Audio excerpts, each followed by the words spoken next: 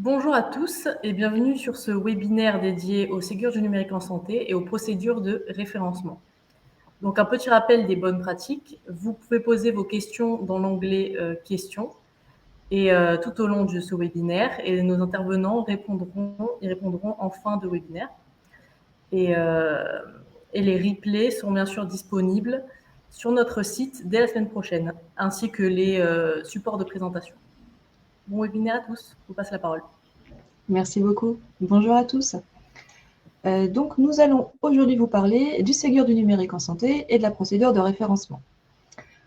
Donc, je vais commencer par vous rappeler qu'est-ce que le Ségur du numérique en santé. Ensuite, je passerai la parole à Christophe Pichot-Meger qui est avec nous cet après-midi pour parler des DSR et des exigences. Il vous présentera le processus global, le mode opératoire de référencement et vous donnera quelques conseils pour préparer votre candidature. Donc, comme vous l'a dit Sarah, n'hésitez pas à poser vos questions et nous essayerons d'y répondre au mieux. Alors déjà, le Ségur du numérique en santé, qu'est-ce que c'est? L'objectif du Ségur du numérique en santé, c'est de permettre aux citoyens, c'est-à-dire à chacun d'entre nous, d'être acteur de notre santé. Ça veut dire aussi qu'il faut améliorer le cadre de travail des professionnels de santé. On est bien dans quelque chose qui est très tourné autour des usages. Je vois que vous dites que vous avez un problème de son. Est-ce que tout le monde nous entend? Moi, je t'entends, Nathalie. D'accord. Super, merci. Merci. Alors, éventuellement, si vous avez un souci, vous pouvez rafraîchir votre navigateur. Parfois, ça peut résoudre certains problèmes. Donc, le Ségur du numérique en santé a bien pour objectif de favoriser les usages à la fois pour les professionnels de santé et pour leurs patients. Pour ça, ce qu'on veut faire, c'est généraliser le partage fluide et sécurisé des données de santé entre ces professionnels et leurs usagers. L'objectif étant de mieux prévenir et de mieux soigner l'ensemble de la population. Pour ce faire, le gouvernement a mis des moyens assez historiques en fait. On a 2 milliards d'euros pour réussir ce plan et c'est à 100% financé par le plan de relance européen. Ce Ségur du numérique en santé, on l'a découpé en grands thèmes qu'on appelle aussi des couloirs, qui sont des grandes thématiques et qui regroupent des grandes fonctions. Alors vous allez par exemple avoir la pharmacie, les établissements de santé, les établissements du médico-social, la radiologie, la biologie médicale et la médecine de ville. Tous ces grands couloirs s'organisent autour de 4 grands services socles que vous connaissez bien évidemment. On va avoir le DMP pour tout ce qui est stockage des données de santé, l'INS, donc l'identifiant national de santé, pour s'assurer de l'identité du patient, la messagerie sécurisée pour transmettre les données de manière sécurisée, et ProSanté Connect pour identifier de manière sûre et certaine le professionnel de santé. Ce premier panorama fait, je passe la main à Christophe pour vous présenter les DSR et les exigences. Merci beaucoup, Nathalie. Donc, moi, je vais vous parler du processus de référencement et pour commencer, un petit rappel sur comment sont présentées les différentes exigences. Donc, vous avez ce qu'on appelle un dossier de spécification et de référencement qui est constitué de 2 documents. Un premier document qui est un PDF qui va contenir en fait la description de ce qui est attendu dans ce dossier en termes de périmètre fonctionnel, en termes de profils qui sont définis. J'y reviendrai plus tard pour vous expliquer à quoi servent les profils, et en termes aussi de marche à suivre sur la manière dont vous allez être référencé. Ce document est accompagné d'un deuxième document que nous appelons dans notre jargon le REM, pour référentiel d'exigence métier. Et ce document en annexe, lui, va contenir spécifiquement la description des exigences qui seront contrôlées dans le processus de référencement, avec donc toutes les informations sur la liste d'épreuves que l'on vous demande pour contrôler le bon respect de cette exigence. Vous verrez que dans les dossiers, les exigences sont classées suivant une arborescence qui les organise par thématique. Et chaque exigence est accompagnée d'un ou plusieurs scénarios de test auxquels sont attachées les preuves. Donc vous trouverez l'ensemble de ces informations, l'ensemble de ces documents rangés couloir par couloir, et tout est expliqué à travers le site tech dont vous avez le lien en bas de ce slide. Sur le Ségur du numérique, comprendre le Ségur. Après, vous vous laissez guider en fonction du couloir et du dossier de spécification que vous souhaitez, sur lequel vous souhaitez candidater. Alors justement, quel dossier choisir? Donc aujourd'hui, il y a de publier officiellement 7 DSR répartis sur 4 couloirs. Et depuis la semaine dernière, un nouveau dossier est en pré-information, c'est-à-dire qu'il n'est pas encore validé, mais les informations qu'il contient sont déjà publiées pour consultation pour le couloir du médico-social. Donc vous avez, comme je vous l'ai dit déjà, 4 couloirs officiels: la biologie, l'imagerie, l'hôpital et la médecine de ville. Et au sein de ces couloirs, vous retrouvez donc en biologie 2 dossiers de spécification de référencement différents, un sur les systèmes de gestion de laboratoire et un pour les systèmes de transcodage des catalogues LOINC. Pour l'imagerie, vous avez aujourd'hui un seul dossier de spécification de référencement qui est celui des logiciels de RIS. Pour l'hôpital, il y a 3 dossiers qui correspondent aux 3 grands périmètres fonctionnels, à savoir le référentiel d'identité, le dossier de patient informatisé et la plateforme d'intermédiation. Enfin, pour la médecine de ville, vous avez les logiciels de gestion de cabinet. Donc, pour rappel, vous avez sur ce slide les liens vers les arrêtés qui ont été pris, qui en fait rendent officiels les dossiers de spécification fonctionnelle, de spécification de référencement, pardon, excusez-moi. Voilà. Donc ensuite, à l'intérieur d'un DSR, donc d'un dossier de spécification de référencement, vous retrouvez toujours la même structure avec 5 grandes parties. Une première partie qui vous présente rapidement le contexte général du Ségur, comme l'a rappelé Nathaël à l'instant. Une deuxième partie qui est dédiée là à la définition du périmètre ciblé par le dossier en question. Donc pour définir quels sont les types de solutions ou de logiciels qui rentrent à l'intérieur du périmètre du référencement et ceux qui en sont exclus. Ensuite, vous avez une partie 3 qui est en fait liée avec le fichier de REM, donc le référentiel des exigences métiers, qui lui va être proprement dit le cœur actif du référencement et du contrôle de votre solution par rapport à ce référencement. La partie 4, elle, présentera l'ensemble des modalités, et donc elles reprennent une partie de ce que je vais vous présenter dans la suite, en expliquant par quelles étapes vous allez passer et quels sont les droits et devoirs du candidat et de l'ANS dans le cadre de ce référencement. Et enfin, vous avez une partie 5 qui contient toutes les annexes des référentiels sur lesquels s'appuie le dossier de spécification de référencement et les exigences, que ce soit au sein de l'ANS ou avec ses partenaires, donc que ce soit le GUE Sésame Vital, le CNDA ou l'Interop Santé. Voilà. Ensuite, donc, un petit focus sur le référentiel d'exigence. Donc, les référentiels d'exigence sont toujours structurés de la même manière.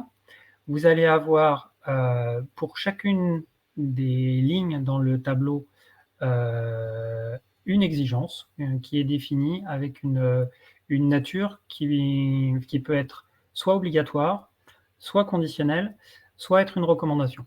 je vais bien préciser chacune des 3 étapes. Donc, pour ce qui est des exigences qui sont obligatoires, il faut bien comprendre que pour obtenir le référencement de votre solution, toutes les exigences obligatoires doivent être adressées. Elles sont absolument toutes obligatoires pour obtenir le référencement. Ensuite, pour celles qui sont identifiées comme conditionnelles, vous allez avoir associé avec cette référence conditionnelle un profil. Donc, quand vous candidatez, on va vous demander à un moment donné quels sont les profils fonctionnels sur lesquels vous souhaitez candidater.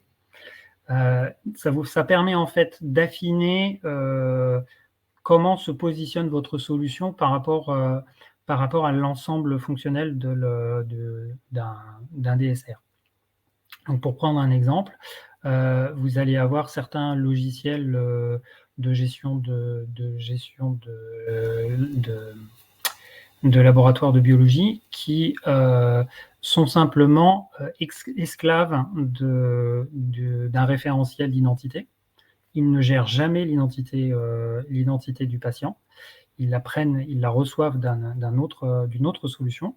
Dans ces cas-là, le profil donc de gestion du référentiel d'identité rend toutes les exigences liées à ce profil optionnelles. Et donc, en fait, vous n'êtes pas obligé de les adresser si vous ne choisissez pas ce profil. Par contre, à l'inverse, si vous candidatez pour ce profil, l'ensemble des exigences conditionnelles qui sont associées à ce profil deviennent obligatoires également. Enfin, vous allez avoir une troisième nature d'exigences dans ces fichiers, qui sont les recommandations. Les recommandations ne sont jamais associées à une preuve, parce qu'en fait, nous n'allons pas les contrôler. Les recommandations sont simplement des exigences qui indiquent la direction dans laquelle le programme du Ségur pense orienter son travail pour les prochaines vagues. Donc, considérez qu'une recommandation, c'est une exigence qui a une forte probabilité de devenir obligatoire dans les prochaines vagues de financement. Voilà. Ensuite, pour chacune de ces exigences, vous retrouvez, comme je vous l'ai expliqué, une arborescence qui permet d'organiser les différentes exigences, la nature de l'exigence telle que je vous l'ai expliqué, son énoncé pour comprendre bien en détail sur quoi porte l'exigence, une description qui apporte un certain nombre de compléments avec un scénario de vérification, et c'est ce scénario qu'on vous demande de dérouler et que l'on contrôle à travers l'épreuve. Et enfin, vous avez effectivement une classification, une nomenclature qui vous permet de retrouver le DSR de rattachement, donc à savoir DPI, PFI, RI, RIS, SGL, LGC et LOINC, qui sont respectivement le dossier patient informatisé, la plateforme d'intermédiation, les référentiels d'identité, donc le Radiology Information System, donc le système de radiologie, le logiciel de gestion de cabinet, le logiciel de gestion de laboratoire et les transcodeurs d'Anki. Voilà. Maintenant que je vous ai dit à peu près tout sur les DSR, je vais vous présenter un petit peu plus en détail le processus global de référencement, en commençant par le processus complet. Donc pour vous qui êtes éditeur, le référencement, ça n'est que la première étape. Donc effectivement, c'est le focus de ce webinaire, mais l'objectif était aussi de vous montrer qu'il y avait des étapes successives et quel était le cheminement jusqu'au paiement final. Donc nous commençons par le référencement, que je vous détaillerai dans quelques instants. Ensuite, il y a une étape qu'on appelle le conventionnement, qui est en fait, vous recevez les documents officiels qui prouvent que vous êtes référencé et votre solution apparaît sur le site de l'ANS. de manière à indiquer à tous vos clients que vous êtes bien référencé. L'étape d'après, on revient à un processus à peu près normal. Vous devez contractualiser avec vos clients la vente de votre solution. Donc, vous leur présentez la solution, vous lui faites signer un bon de commande. Une fois que le bon de commande est signé, vous pouvez faire une demande de financement. Une fois que la commande est établie, vous déployez votre produit. Vous faites toutes les étapes habituelles d'un déploiement de produit, y compris la vérification du bon déploiement. Vous fournissez ces preuves à l'organisme qui gère le financement, à savoir l'ASP. Et si tout s'est passé sans aucun problème, vous obtenez le paiement final du financement Ségur. Donc, maintenant, je vais faire un zoom un peu plus précis sur la partie référencement donc du système de financement Ségur. Donc, le référencement, il se découpe en deux grandes phases. Une première phase qui est ce qu'on appelle l'éligibilité et qui est en fait une phase qui est plus une vérification administrative.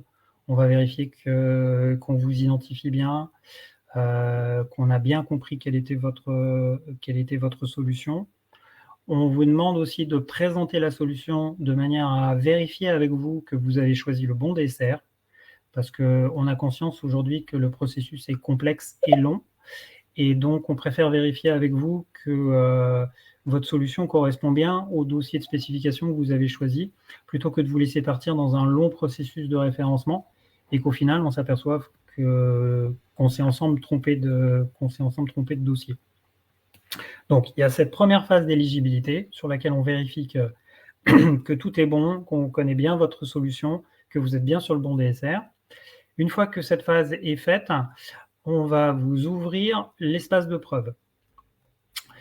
Donc, à ce moment-là, vous allez, toujours dans le même outil de candidature, obtenir l'accès à quelque chose qui ressemble beaucoup au fichier de spécification, enfin de liste des exigences métiers, et où vous allez pouvoir déposer l'ensemble des preuves qui sont exigées pour pouvoir démontrer que votre solution respecte bien les exigences. Une fois que vous avez rempli intégralement ce dossier de preuve, vous le soumettez à travers l'outil de candidature pour instruction. Donc là commence une période qui, à titre indicatif, est généralement de 6 semaines, où nous faisons l'instruction de votre dossier. Si des preuves nous semblent inappropriées ou si nous rencontrons des difficultés pour lire certaines preuves, nous pouvons revenir vers vous à travers l'outil. L'outil est équipé d'une messagerie qui nous permet d'avoir une relation interactive avec vous par rapport au suivi de votre dossier. Et si tout se passe bien et que votre logiciel répond à l'ensemble des exigences de Ségur, eh bien, vous obtenez votre référencement et vous pouvez passer à la suite dans le processus que je vous ai montré précédemment. Donc, en dessous est rappelé les différentes phases de la partie financement, mais je ne vais pas rentrer dans les détails. Simplement un petit mot sur le code couleur. Donc, les actions qui sont en bleu foncé sont celles qui sont à votre charge. Et celles qui sont en bleu clair sont aux charges de l'équipe de référencement, donc au sein de l'ANS. Il y a une phase partagée, interactive, donc dans la période d'instruction du dossier. Voilà. Maintenant, je vais faire un focus un peu plus détaillé sur le mode opératoire du référencement. Donc, là, je vous présente un processus qui reprend l'ensemble des cas, donc y compris des DSR qui demandent des preuves issues du CNDA.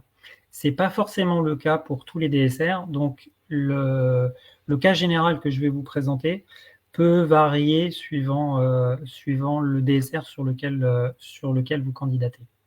Mais globalement, c'est toujours sensiblement le même processus. Vous allez commencer par récupérer de l'information. Là encore, je vous donne rendez-vous sur le site Tech. C'est là votre point d'entrée pour trouver l'ensemble des informations qui vont vous permettre de constituer votre dossier de candidature et vos preuves. Ensuite, va s'ouvrir toujours pour vous, les cases blanches étant les actions pour l'éditeur, le travail de collecte de preuves. Et parmi ces preuves, certaines d'entre elles sont fournies par le CNDA.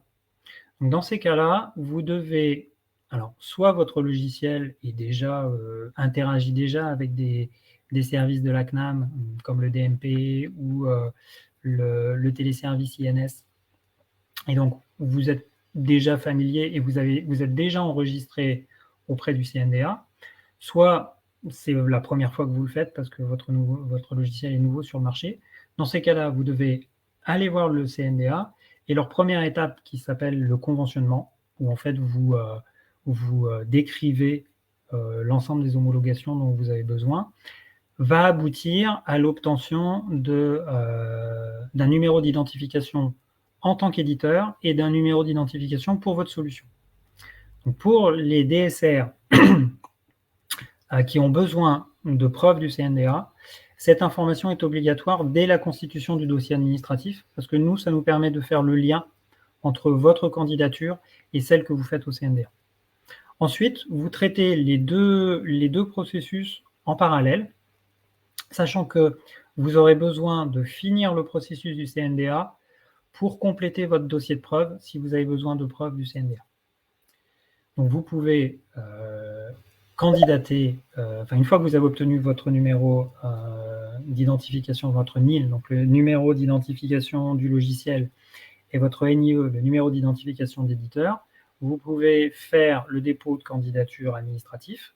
Comme je vous l'ai expliqué, nous déroulons l'éligibilité ensemble. Tout se passera rapidement et facilement, et si jamais il y a des soucis, nous interagirons à travers l'outil de candidature. Puis une fois que vous êtes déclaré éligible, nous ouvrons l'espace de preuves, et là, toutes les preuves que vous avez commencé à collecter en avance de phase, vous pouvez les déposer dans l'outil de candidature. Une fois que le dossier de preuve est complet, vous le soumettez, rentre à ce moment-là, nous passons à ce moment-là sur la phase d'instruction de l'ensemble des preuves et de votre dossier, et dans un délai indicatif de 6 semaines, nous vous faisons part de votre référencement. Voilà pour ce slide. Un petit peu plus en détail, donc, sur la partie dépôt de la candidature, donc la partie administrative qui va aboutir à la vérification de votre éligibilité. Vous avez à votre disposition donc le site Tech qui va vous expliquer quelles sont les pièces que vous devez préparer pour faire votre candidature. Et bien évidemment, une ressource très utile, c'est le ou les dossiers de spécification de référencement auxquels répond votre solution, parce que c'est lui qui va être votre fil rouge et votre guide dans tout le processus de référencement. Ensuite, vous vous connectez à l'outil de gestion des candidatures, donc soit avec l'URL là qui est fournie sur le document, soit directement avec celle qui est fournie sur le site Tech. Vous avez à votre disposition un manuel utilisateur, et là, vous pouvez remplir votre candidature et la soumettre. Restez bien attentif aux notifications que peut vous renvoyer l'outil. Donc, comme nous utilisons des mails, faites bien attention au spam. Parfois, certains mails, soit à l'enregistrement, soit ensuite en termes de notification, n'ont pas été reçus par les premiers candidats parce qu'ils étaient partis dans le spam. Vérifiez bien cette partie-là. Et si jamais vous avez des doutes ou des questions, n'hésitez surtout pas à utiliser soit l'outil de messagerie quand vous êtes dans l'outil de candidature. Donc, à l'intérieur de l'outil de candidature, vous avez un outil de messagerie qui permet d'interagir avec les équipes qui traitent votre dossier. soit si pour une raison ou pour une autre, vous n'arrivez pas à accéder à l'outil de candidature, en utilisant le formulaire de support qui est disponible sur le site Tech. Voilà. Donc, une fois que vous avez fait le dépôt de candidature administrative, comme je vous l'ai dit, nous allons commencer à étudier votre éligibilité. Et pendant ce temps-là, vous pouvez commencer la préparation de la collecte des preuves. Donc, pour cela, nous mettons à votre disposition un certain nombre d'outils. Donc, déjà, vous avez le référentiel des exigences et le dossier de spécification logicielle qui décrivent précisément les scénarios de test que nous allons vérifier. Donc, il faut que vous dérouliez pour constituer vos preuves. Ces documents vous expliquent aussi quelles sont les preuves qui sont attendues et dans quel format. Et pour produire un certain nombre de ces preuves, vous allez avoir besoin d'outils qui sont mis à votre disposition par l'ANS. Donc, quand il s'agit des exigences autour de ProSanté Connect, vous allez avoir besoin des informations concernant l'API ProSanté Connect et l'utilisation de son bac à sable. Donc, vous avez les liens qui sont rappelés ici et qui sont disponibles sur le site Tech. Si vous avez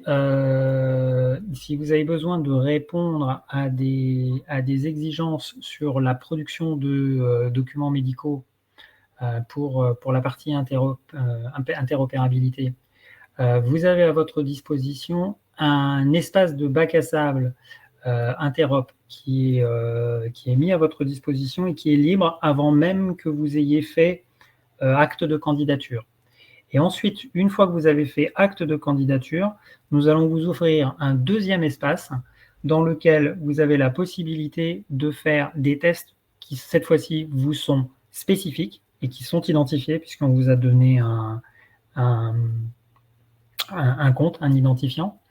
Et c'est ces tests-là que vous nous fournirez sous la forme d'une URL dans l'outil de candidature. Quand il s'agit de contrôler ces documents, on vous demande simplement une URL et cette URL pointe sur les tests que vous aurez fait dans l'espace de test Gazelle Ségur.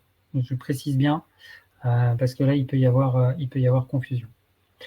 Vous allez aussi avoir besoin de répondre au questionnaire de sécurité ESI. Donc là, le travail se déroule dans le portail Convergence. Donc si vous êtes déjà familier avec Convergence et que vous avez déjà un compte, il n'y a pas de problème.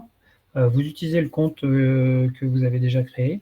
Si par contre c'est la première fois que vous le créez, quand vous faites acte de candidature, au moment de la vérification d'éligibilité, nous vérifions avec vous que vous avez un compte et si vous n'en avez pas, nous le créons pour vous. Enfin, vous allez avoir besoin de collecter des preuves sur tout ce qui est autorisation et homologation délivrée par le CNDA, donc à savoir le téléservice INS, l'alimentation et la lecture du DMP, la possibilité d'utiliser l'application de Sésame Vital et la e-prescription. Donc, ces deux dernières sont spécifiques au DSR de gestion de cabinet pour la médecine de ville. Et là, vous retrouverez toutes les informations dans l'espace éditeur du CNDA. Enfin, pour ce qui est de l'INS, puisqu'il y a un petit peu plus que simplement l'utilisation du téléservice INSI, vous trouverez aussi des ressources qui vous décrivent un pas à pas, donc de ce qu'il est nécessaire de réaliser avec l'INS pour démontrer que vous respectez bien le référentiel INS, et un certain nombre de jeux de tests pour vous aider à produire les preuves que l'on vous demande. Là encore, rendez-vous sur le site Tech où vous avez tous les liens et toutes les informations nécessaires pour cela. Donc, une fois que vous avez collecté toutes ces preuves, vous allez faire le dépôt de preuves dans votre espace, dans l'outil de candidature. Les preuves sont généralement de type vidéo ou capture d'écran pour tout ce qui est utilisation de l'interface de vos logiciels. Ça peut être aussi, comme je vous l'ai dit, un lien permanent vers les espaces de test de l'outil Gazelle. On peut vous demander aussi comme preuve des tableaux de bord générés, des dumps ou des fichiers de log. Là, tous les formats sont acceptés et il y a une limitation à 1 MB maximum. Oui, pardon, j'ai oublié de dire que pour les vidéos et les captures d'écran, la taille maximum était de 50 MB. Et pour tout ce qui est documents médicaux, comptes rendus, etc., nous vous demandons des PDF. Et là, les PDF sont limités à 10 MB. Donc là, une fois que vous avez passé votre éligibilité, votre espace de collecte de preuves est ouvert. Vous avez la possibilité de dérouler le DSR. Donc vous retrouvez les mêmes référencements dans le fichier REM et dans le formulaire de collecte des preuves. Vous uploadez l'ensemble des preuves. Une fois que votre dossier est complet, vous le soumettez et vous vous tenez informé des notifications de l'outil de collecte de preuves, parce que si nous avons des questions sur une preuve, c'est par cet outil que nous passons. Je vous rappelle que nous attendons de votre part que vous répondiez à nos sollicitations en 24 heures. Passé ce délai, il y a des risques que votre candidature soit dépriorisée, surtout si vous arrivez et que vous candidatez au moment où nous avons beaucoup de dossiers à traiter en même temps. Voilà. Dernier point sur lequel je voulais attirer votre attention avant que nous passions à la session de questions-réponses, c'est je vous ai déjà parlé du site tech un certain nombre de fois. Donc ce site est un point d'entrée unique pour toutes les informations que vous recherchez en tant qu'éditeur.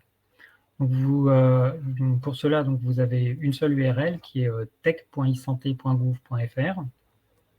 Et ensuite, vous vous laissez guider au sein du site. Dans le site, vous allez trouver un espace qui est dédié au Ségur. Et là, vous pouvez donc soit récupérer de l'information sur le Ségur, donc à travers le lien Ségur du numérique, comprendre le Ségur, où vous retrouverez expliqué par le détail tout ce que je viens de vous présenter très brièvement. Et vous trouverez aussi à ce même endroit la possibilité de soumettre des questions et de solliciter notre support à travers un formulaire. Donc là, c'est nous contacter. Et je pense que nous en avons fini. Merci Christophe. Pour la présentation, pas pour les questions. Je vous propose de passer aux questions. Donc si ça vous convient, je vais te les lire, puis je vais les afficher à tout le monde, comme ça on pourra suivre tous ensemble. Très bien. Alors, le paiement final du référencement Ségur correspond-il à la somme des devis Ségur validés par les établissements de santé clients? Alors là, je suis désolé, ça fait partie des sujets qui sont un peu hors de mon périmètre d'expertise, donc je vais prendre la question et on reviendra vers vous. Merci. Peut-on déposer une candidature si les développements dans le logiciel ne sont pas terminés? Et si oui, combien de temps avant? On nous a parlé d'un délai de 120 jours. Alors, le délai de 120 jours, il correspond en fait au temps que vous avez pour être référencé. C'est-à-dire que vous pouvez commencer à vendre votre logiciel avant d'avoir obtenu le référencement final du Ségur. Par contre, vous avez 120 jours entre le moment où vous signez la commande avec votre client et le moment où vous obtenez le référencement de la part de l'ANS pour valider ces demandes de financement. Et pour répondre à la première partie de la question, alors un logiciel en cours de développement, c'est assez c'est assez délicat parce que ce que nous allons référencer, nous, c'est en fait une version qui est commercialisable. Donc, ce que l'on attend de votre part quand vous candidatez avec votre solution, c'est que la solution, elle soit, pardonnez-moi du barbarisme, mais vendable. Parce que derrière, l'objectif, c'est que vous fassiez un maximum de ventes avec cette solution pour que ces solutions viennent, comme l'expliquait Nathalie au début en présentation du Ségur, faciliter la vie du professionnel et permettre aux patients de recevoir ces informations médicales de manière dématérialisée. Si votre logiciel est encore en cours de développement, ça va être difficile pour vous de le vendre, enfin, à moins que vous ayez des clients qui achètent une version en cours de développement. Donc, a priori, je serais tenté de dire non. Maintenant, ça dépend de combien de temps vous mettez à développer et à rendre votre logiciel commercialisable. merci. L'épreuve issue du CNDA suppose-t-elle que les agréments CNDA aient eu lieu avant?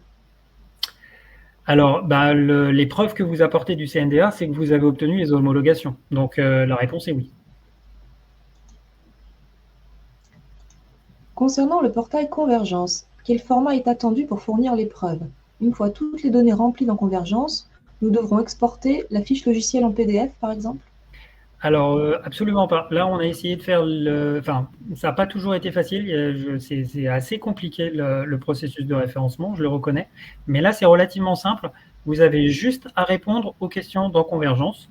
Et ensuite, c'est mes équipes qui iront vérifier que votre formulaire est rempli. Et sur ce questionnaire, donc sur la première étape, je le précise parce que je n'en ai pas forcément parlé dans le déroulement, la seule exigence que l'on attend au niveau du questionnaire de sécurité SSI, c'est que vous y répondiez honnêtement, puisque l'engagement que vous signez avec l'ANS dans la convention et que vos réponses soient correctes et soient vraies. Mais il n'y a absolument pas de niveau de sécurité attendu sur cette première vague. L'idée là est vraiment de vous connaître et de savoir à quel niveau de maturité vous en êtes aujourd'hui de la sécurité informatique. Donc, il est obligatoire de répondre, mais toutes les réponses sont bonnes.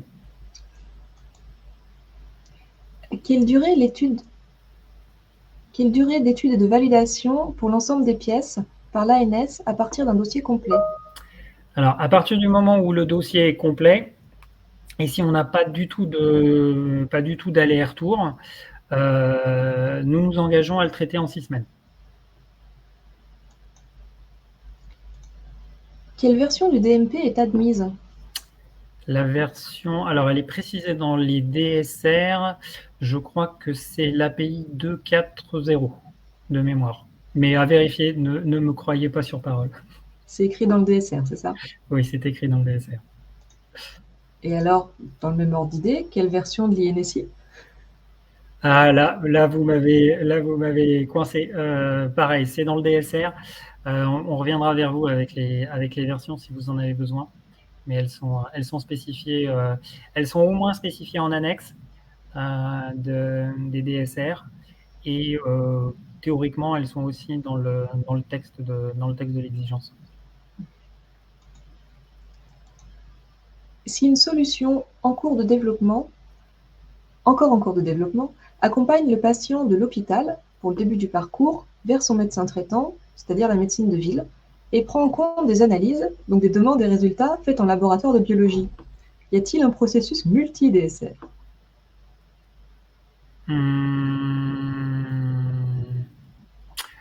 Alors, si votre solution couvre les périmètres fonctionnels de plusieurs DSR, là, dans l'exemple que vous donnez, on aurait, si je comprends bien, un DPI, un LGC et un SGL. Vous pouvez faire 3 candidatures et candidater à 3 DSR. C'est possible. Mais il n'y a pas de processus multi-DSR. ces 3 candidatures séparées. Combien d'éditeurs sont engagés dans le processus? Alors, DSR et RI. Alors, je ne suis pas sûre qu'on ait les chiffres pour RI, mais d'une manière générale, il me semble qu'on en a une trentaine de dossiers déposés. Oui, aujourd'hui, on a une trentaine de dossiers en cours d'instruction. Et sur les RI, non, je préfère rien vous dire parce que ma mémoire va me jouer des tours. Mais oui, actuellement, on a en grosso modo depuis 4 semaines, on a entre 4 et 5 candidatures par semaine qui aboutissent. Merci Christophe. Nous sommes arrivés au bout des questions. Profitez-en si vous voulez en poser d'autres avant qu'on clôture cette session. Une nouvelle. Cette procédure de référencement Ségur préfigure-t-elle la procédure de référencement à l'ENS au niveau des exigences techniques attendues? Alors, le terme préfigure, disons que oui, on va utiliser les mêmes principes de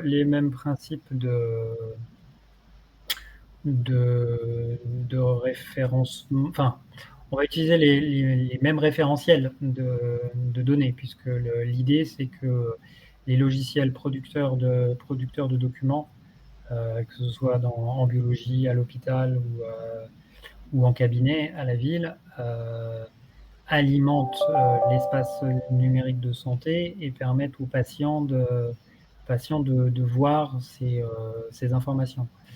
Maintenant, je ne peux absolument pas vous donner d'informations ou de détails sur comment l'enrôlement dans l'espace numérique de santé se passera. Merci. Est-ce que vous avez d'autres questions pour profiter de la présence de Christophe? Alors, je remercie la personne qui a mentionné effectivement les dernières versions au CNDA. Le DMP est en version 2.5 et l'INSI est en version 4.0. Donc, si vous prenez ces dernières versions, normalement, vous n'avez pas faux. Et sinon, je vous dis, référez-vous au DSR. A priori, de mémoire, tous les DSR qui font appel au DMP et à l'INSI sont alignés sur la même version. Alors, je vais profiter de l'occasion pour peut-être vous annoncer qu'à partir de cette semaine, on va faire un rendez-vous hebdomadaire avec vous pour parler du Ségur. Lors de ces rendez-vous, je vous ferai part des actualités de la semaine. Donc, typiquement, vous remontez les questions les plus fréquentes qui nous remontent, parce qu'a priori, si certains se posent ces questions, les réponses peuvent intéresser tout le monde. Et puis, à chaque fois, j'aurai avec moi un expert sur une thématique qui sera là pour répondre à vos questions. Alors, la première session, ce sera ce vendredi à 11h. Nous ferons un focus sur l'INS. Ensuite, nous aurons une session le mardi 19 octobre à 14h, où là, nous vous parlerons de la revue générale des DSR. La suivante sera le 26 octobre. Pareil, c'est un mardi à 14h. Nous parlerons médecine de ville. Et les suivantes sont encore en cours de validation. Vous retrouverez toutes ces occurrences dans l'agenda de l'ANS sur notre site internet.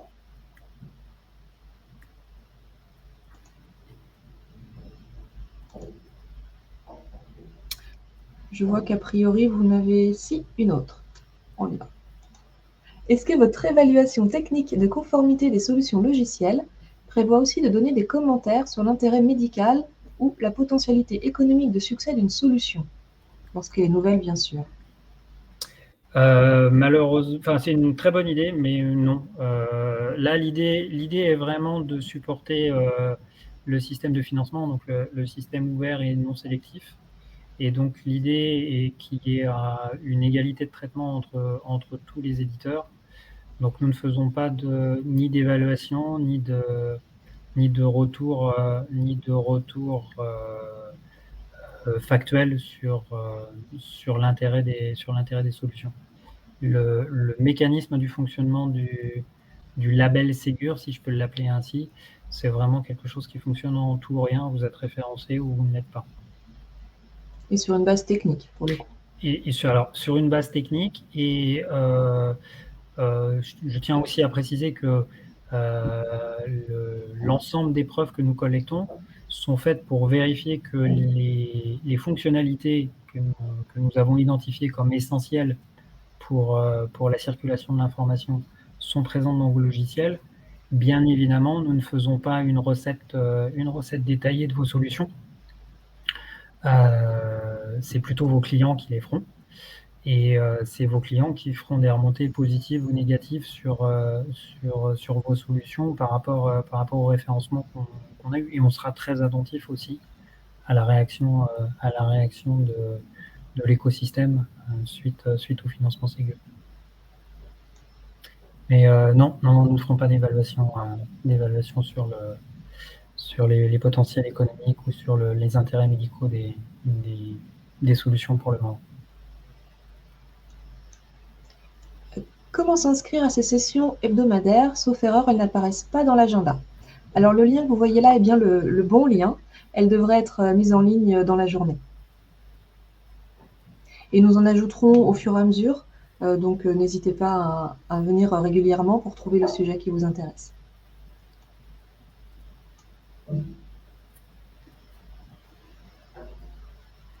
Avez-vous une dernière question avant qu'on se quitte?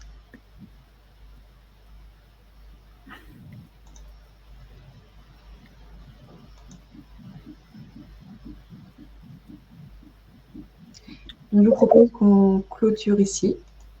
Merci beaucoup pour votre attention et pour les questions que vous nous avez posées. Et excellent après-midi à tous et bonne GIE. Merci beaucoup. À très bientôt. Merci Christophe. Au revoir. Au revoir.